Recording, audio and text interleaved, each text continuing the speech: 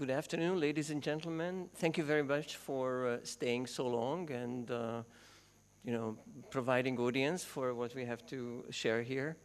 At the last of the session, the last session is about the future of water and wastewater treatment. And we have a very interesting panel. You will hear finally about solutions, and hopefully some of these solutions will be inspiring. We have the case here of a frozen laptop. If it doesn't revive, I'll just bring in my own. And it would be a shame if I couldn't share the slides. Okay, while the computer warms up, let me give you a little bit of a personal background.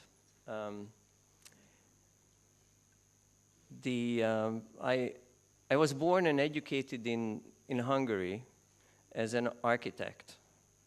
And as an architect, I then emigrated to the US and had an architectural practice there for like 15 years. And 20 years ago, I had this vision. Whether it's a vision or a bad dream, I'm not exactly sure, because it was a combination of both. So the bad part was that in the future, which is today, there will be this massive, massive urbanization going on in the world. And you're all very familiar with the numbers, but alone in India, in the next 30 years, the urban population is predicted to increase by 441 million people, according to the UN. So this is like an abstract number, but when you start to break it down a little bit, and you start to think that there's 360 months in 30 years, and 441 million people, that means like 1.14, that 1,140,000 people every month. This is how much the urban population is going to increase in India only, every month. So what this means is that we have a tremendous pressure on the natural resources, and of course we are here to talk about water. But one of the questions this afternoon was, and granted it was in connection with rural water questions, but still, whether we interfere with nature. It was the question, I think it had to do with why we're using rainwater harvesting and also using water for latrines cleaning. Well, I think what we as species and people in this room, we have to realize that the time when the question was pertinent whether we do interfere with water, that time has passed a long time ago. Maybe in the 60s when the Club of Rome arose and we started to, as a civilization, start to become aware of the immense impact that we have on the environment. But now, 50 years later, it is really, really obvious that we are an invasive species. We are on one hand, we are the most successful species, on the planet, but we are very, very invasive. And we really have to think about ways, how do we make these urban areas more sustainable? So I know that, sustainability is on everybody's mind, and that was my own personal focus 20 years ago. I'm an architect. I'm interested in how do we make the urban water cycle more sustainable. So just one second. This is still not finally. So this is one of my favorite pictures. It just shows you this is how I click here. Okay. This is good. Okay.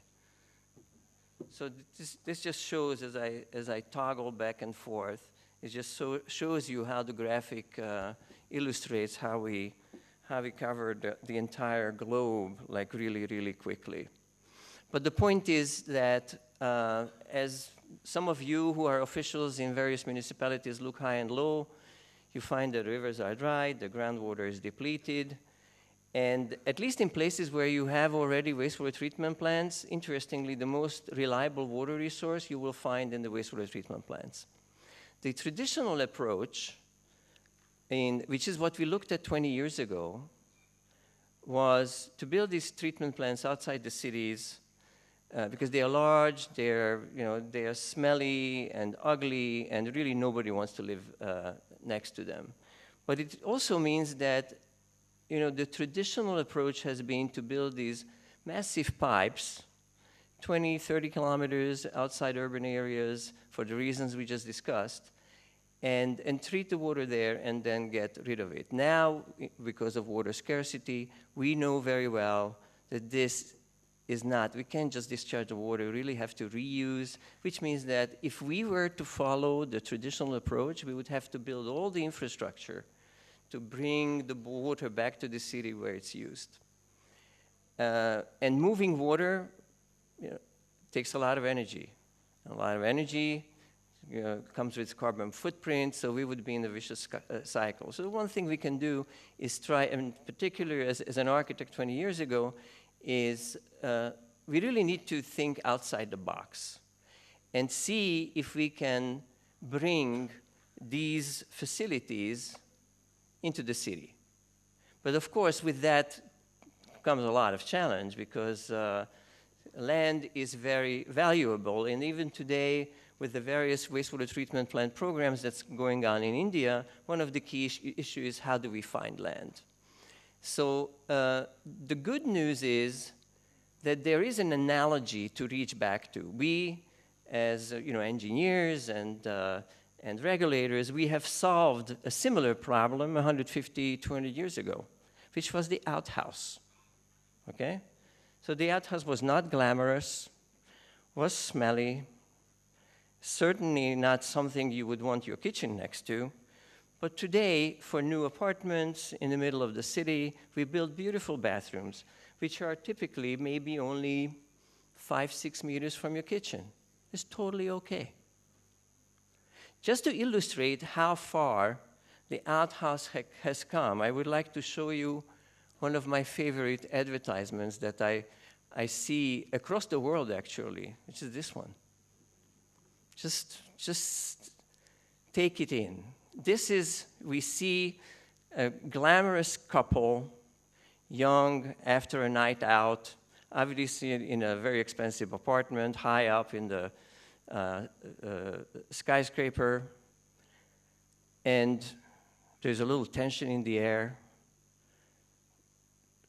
This is a Kohler toilet advertisement. This is advertising the toilet. Maybe they go, unspoken question, who goes first? Or whatever the debate may be.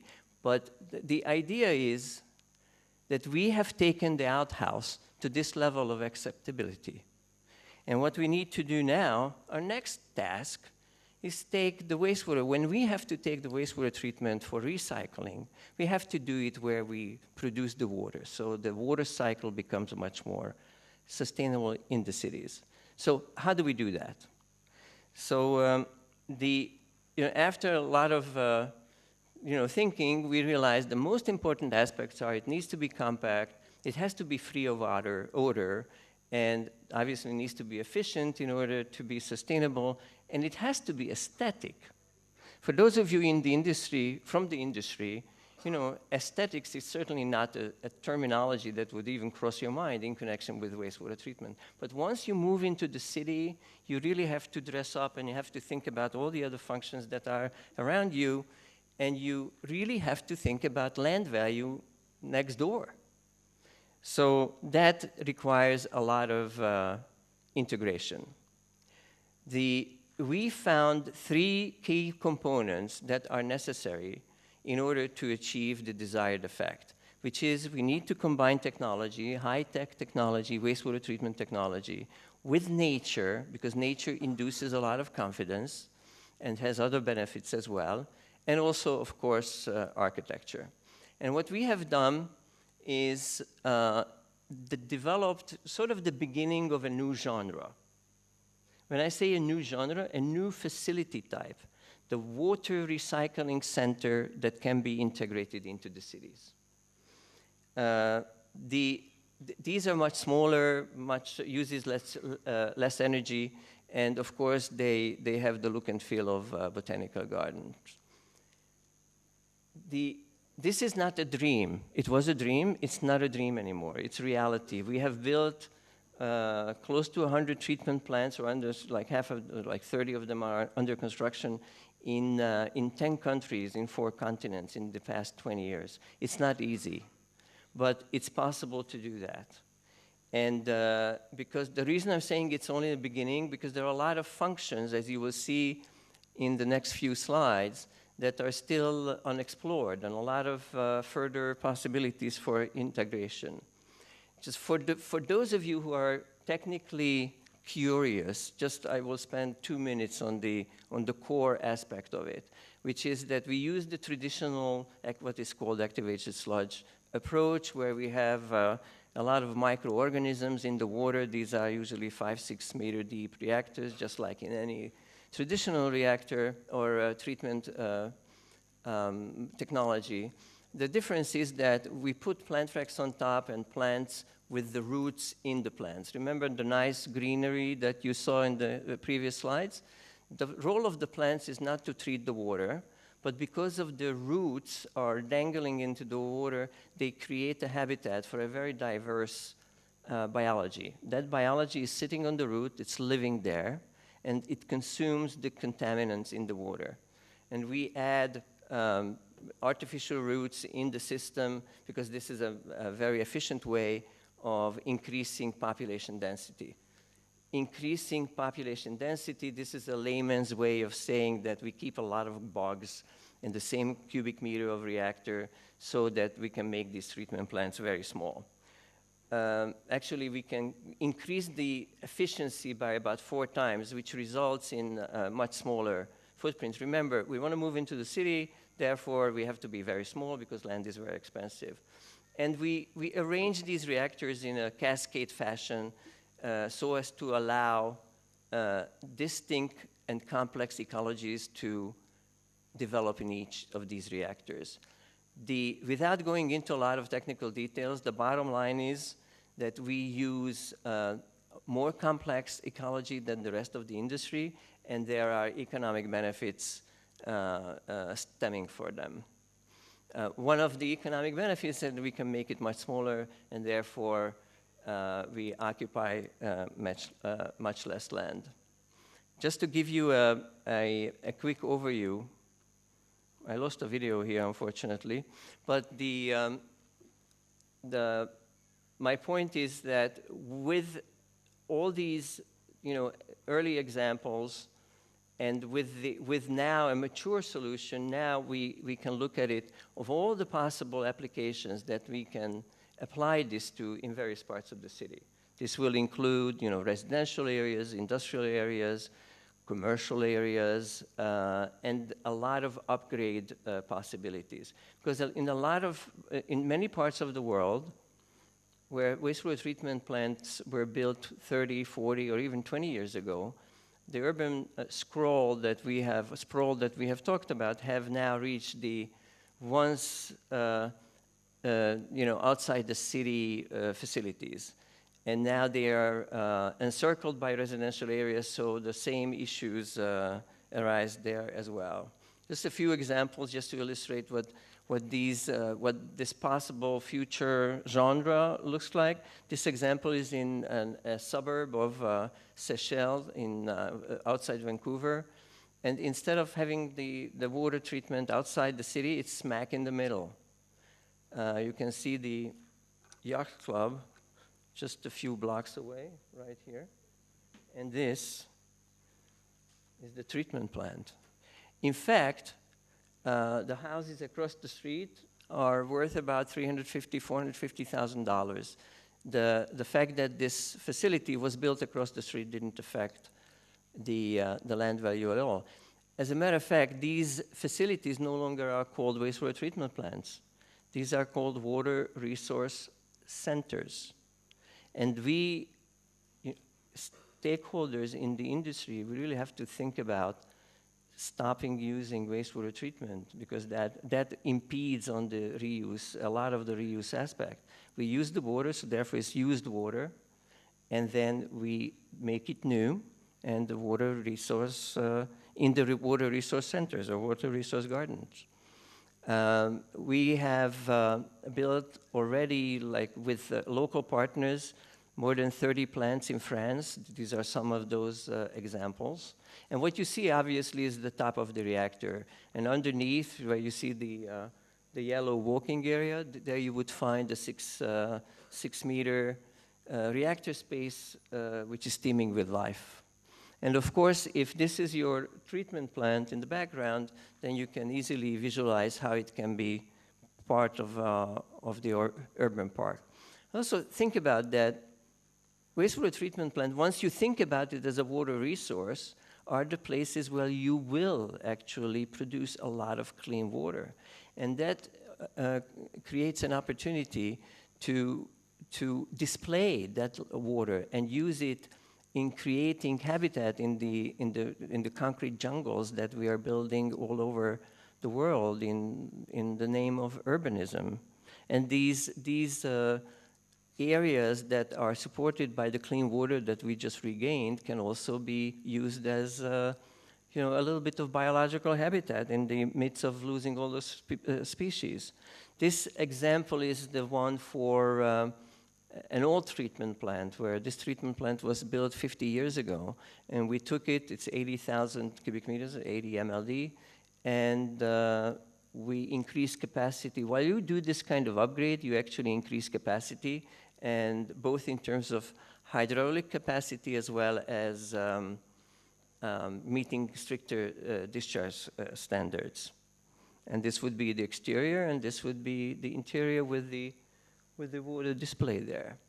Now, once you have just the water scarcity issue, obviously, if you have this water in the middle of the city available, that you can either immediately pump back for reuse purposes, and we have a lot of examples for that, or building piping is difficult, and there is hungry uptaker within a couple of kilometers, such as industry. You can always take the water and truck it to the water-thirsty industry takers.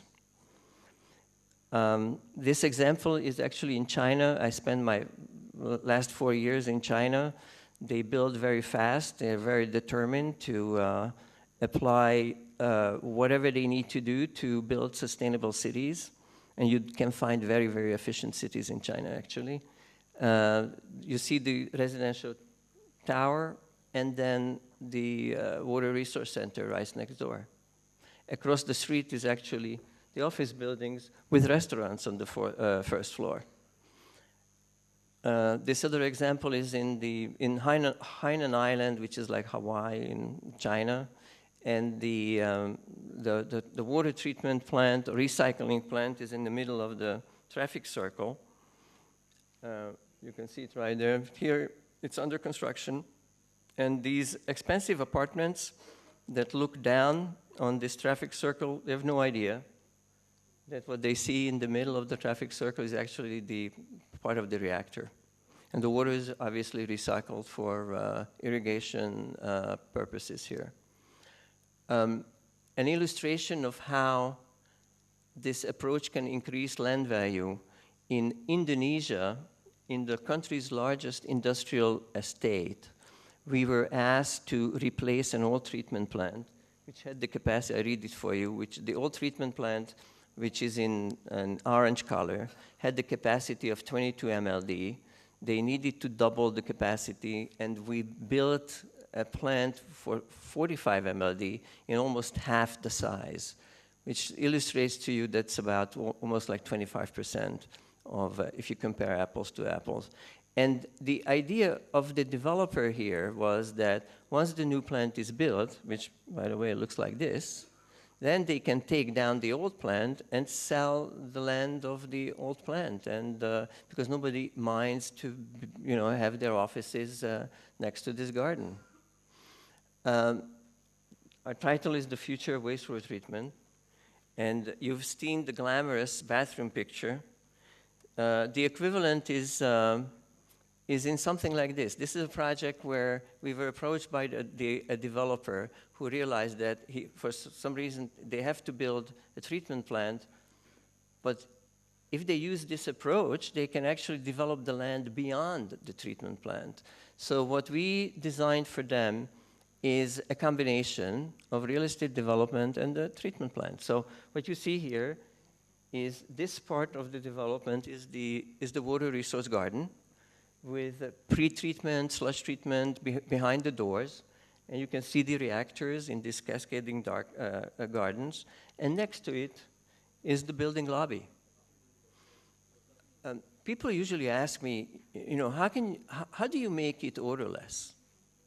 The truth is that we make it obviously odorless, otherwise you couldn't do this. But it's not so difficult. If you think about when you walk, the analogy I would use is when you walk into a 5-star hotel, you walk into the lobby, and you never smell the French fries. You never smell the kitchen. Okay? Or if you have a decently designed bathroom at your home, in the kitchen you won't smell the bathroom. That's normal. This is integration. This is integration of HVAC with all the other functions that we need to get closer when we increase population density, human population density in the cities.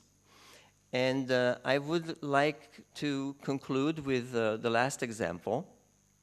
I think it is the last, which is one other instance where urban sprawl has encroached on a treatment plant that was built like 20 years ago. And this being in Shanghai, a city of 25 million people, they had two choices. After they have experienced, they had demonstrations outside the plant, because all these lines here, this is all residential area around the treatment plant. Constant demonstrations because of the smell, the unpleasant nature of the neighborhood, and there are two choices. One is that they can upgrade, increase capacity, and make it somehow acceptable to the neighborhood, or they have to take it down, reroute the pipes, and pipe all the water outside the city, and then build the infrastructure for the reused water and pump it back again. Okay, so very progressive city. They figured that it's not going to work. Besides, we had the stroke of luck that the mayor of Shanghai happened to visit us in Budapest, Hungary, saw our facilities and said, we need to try this. And this is what it looked like before we got involved. These were our designs. Here you can see it under construction. And these pictures are after it was finished in the interior of the greenhouse. And we really believe that it is going to be a feature of the neighborhood as opposed to an eyesore. Thank you.